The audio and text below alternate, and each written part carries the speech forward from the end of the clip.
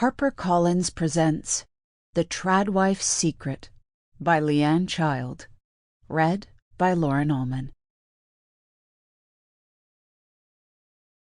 Prologue. Let's take a deep breath.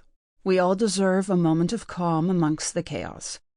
As I'm sure you'll understand, the @TrulyMadison Instagram account will be closing with immediate effect.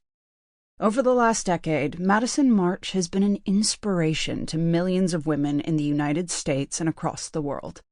She chose to share her life and beautiful family with us all in the hope that others might embrace the all-American values that she held so close.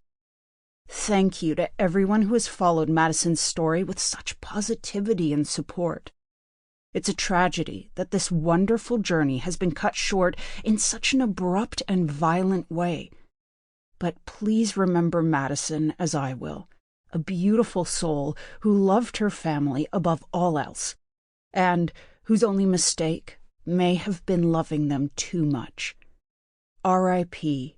@TrulyMadison. Erica. @DaisyMaisie16. I'm heartbroken. How can this ever make sense? @Kate Adivine. I can't believe it. I mean, I know it's true, but it's just too awful. @Bonnie Liveson 8. Full respect to that lady for doing what she could for her family. @Barney Lovell 43. Stupid bitch deserved everything she got. Chapter 1. Madison. @Lou from Louisiana. You have a beautiful home and a beautiful family. God bless you all. #homemaker. #Tradwife.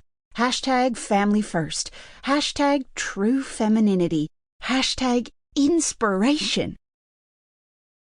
I give the camera my signature smile, holding it for a second longer than feels comfortable.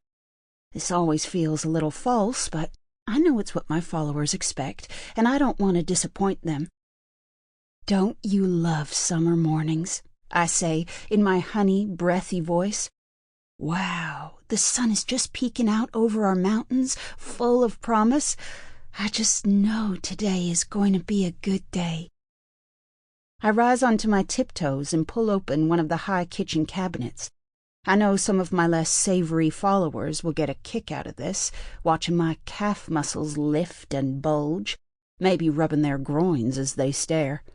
But in my knee-length floral smock dress, I'm hardly encouraging it, and what happens in the darker corners of the internet isn't my responsibility.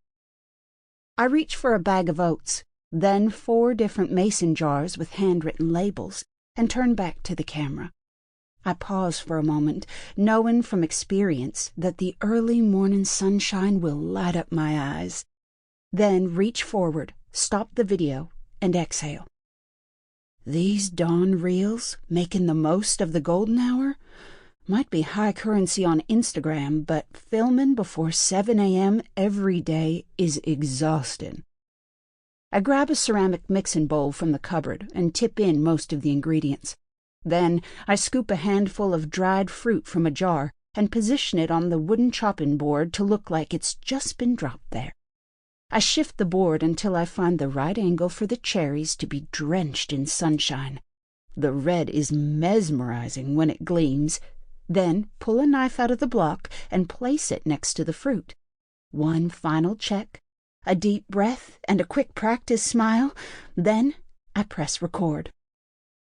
It's breeding season on the ranch, I say, not looking at the camera now, but knowing the video will pick up my profile, my best side.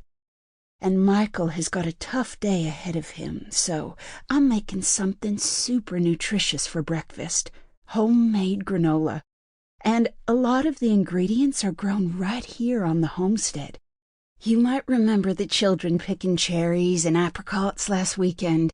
We set a few handfuls out in the sunshine, and I think they've turned out pretty well. I roll the knife blade over the fruit, hoping the new external microphone picks up the faint squelch as the soft centers split open, because at over $500, it really should. Then I add the dried fruit to the mix. Sample complete. Ready to continue?